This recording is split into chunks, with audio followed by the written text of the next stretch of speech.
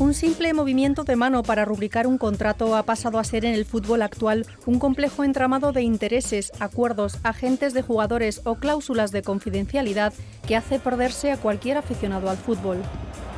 A las ya de por sí mareantes cifras y acuerdos directos entre clubes y jugadores por un fichaje o traspaso millonario, como se ha hecho tradicionalmente, se han unido la aparición de los magnates que han reventado el mercado y la intervención de factores como los fondos de inversión. Hay una sensación de impunidad, pero hay que ver que son más que 200 asociaciones nacionales y que hay muy pocos casos que llegan a la FIFA en relación con el número de transferencias internacionales en el mundo. Entonces el trabajo de la FIFA al respecto es muy difícil.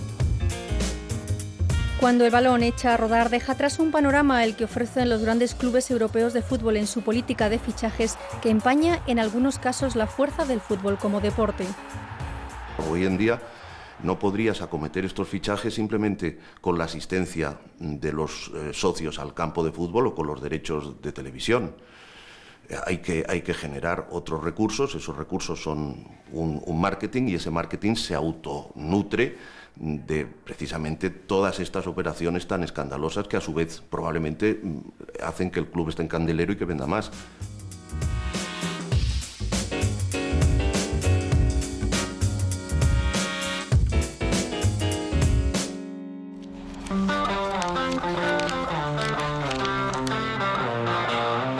Lo que la actualidad marca es el nombre del jugador y el precio, el mercantilismo globalizado, los sponsors, las televisiones, la imagen, el dinero y la fama futbolística. En el mundo del fútbol, los valores no están fijados por nadie. Es decir, cuánto vale tal jugador depende de la oferta que tengas. Si en aquel momento no hay una oferta, vale cero. Si en aquel momento hay un presidente, un entrenador, un ruso, un árabe o un español presidente que se encapricha de un jugador y tiene posibilidades, paga cualquier cantidad. El interés de varios clubes europeos por Neymar disparó el precio del jugador. Al final, el Barcelona se hacía con los servicios de la estrella brasileña. Su coste real llevaba la semana pasada al Barça al primer plano de la actualidad. Neymar ha costado 57,1 millones de euros y punto. Le pido que acepte a trámite la querella y que me cite a declarar. El empeño del ya expresidente del Barcelona, Sandro Rosell, por mantener esta cifra como monto de la operación le costaba el puesto tras la demanda de Jordi Cases admitida a trámite por el juez Ruz. El socio culé pedía más información sobre el fichaje. El enredo por el caso Neymar se prolongaba también esta semana. El lunes, Cases anunciaba que no retirará la demanda hasta que el club le notifique por escrito, cosa que el Barça ha dicho no va a hacer, que no va a tomar ninguna represalia contra él.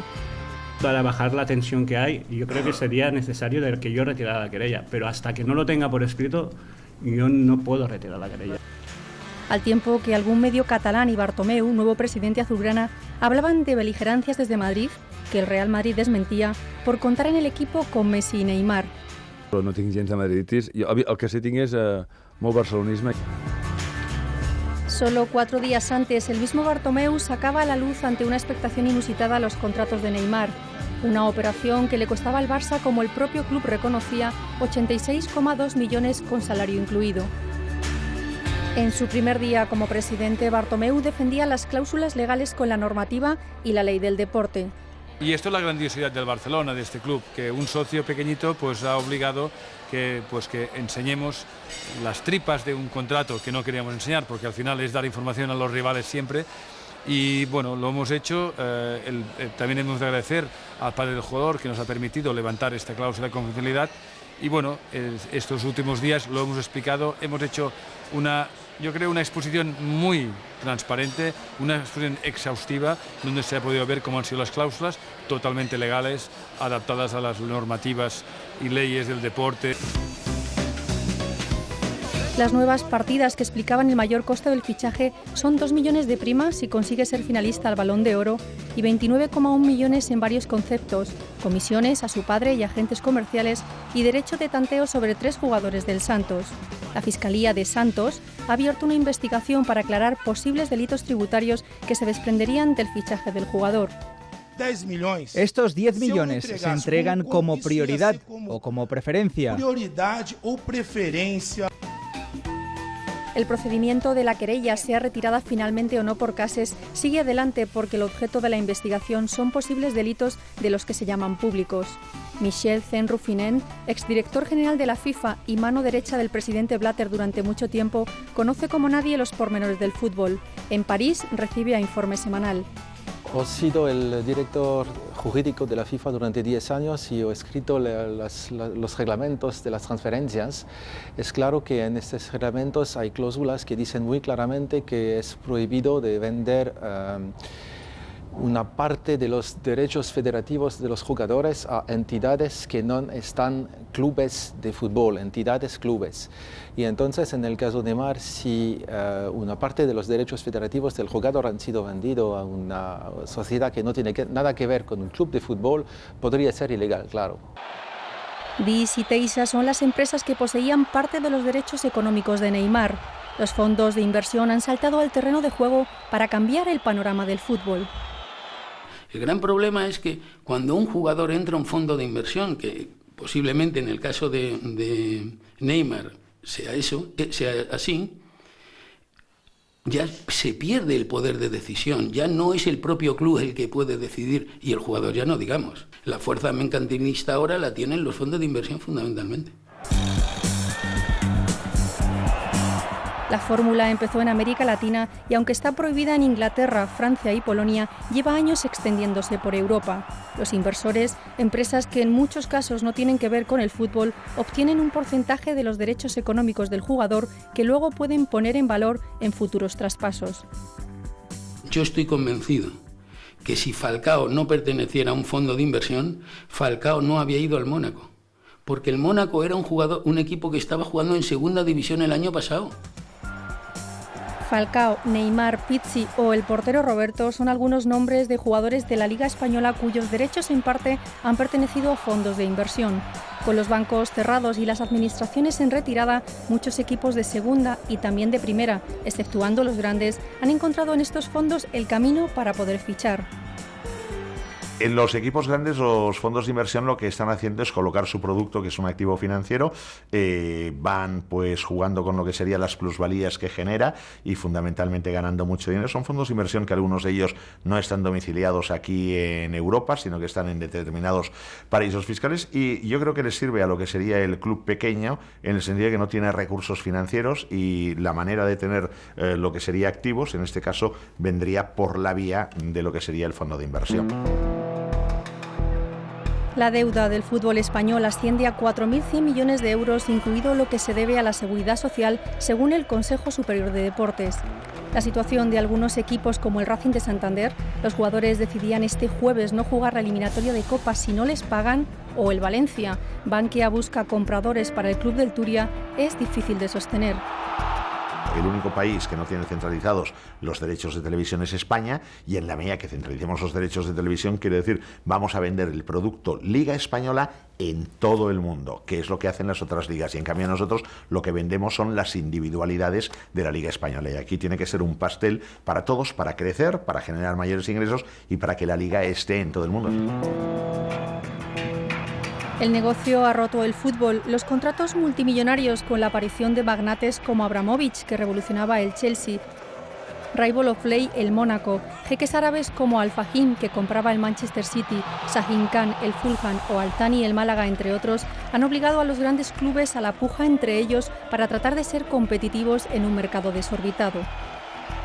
Hoy en día ya el jugador de fútbol es un producto que hay que explotar durante una serie de años y que hay que sacar el máximo o el máximo de posibilidades mercantiles alrededor de él. Los clubes juegan al despiste con las cifras de vértigo de los fichajes que bailan dependiendo de la fuente. Contratos como el de Bale o Ronaldo, el Madrid pagaba unos 99 y 94 millones por ellos. Ibrahimovic, el Paris Saint-Germain abonaba unos 70 por él y 64 por Cavani. O Falcao, el Mónaco desembolsaba unos 60 por el Tigre colombiano. Se encuentran también en el grupo de los fichajes más caros de la historia. Hay obscurantismo en el mundo del fútbol cuando se hacen transferencias, esto es clarísimo, porque hay tanto dinero que hay muchísimas gentes que tratan de tomar la oportunidad de una transferencia para tomar un porcentaje de la suma de transferencia.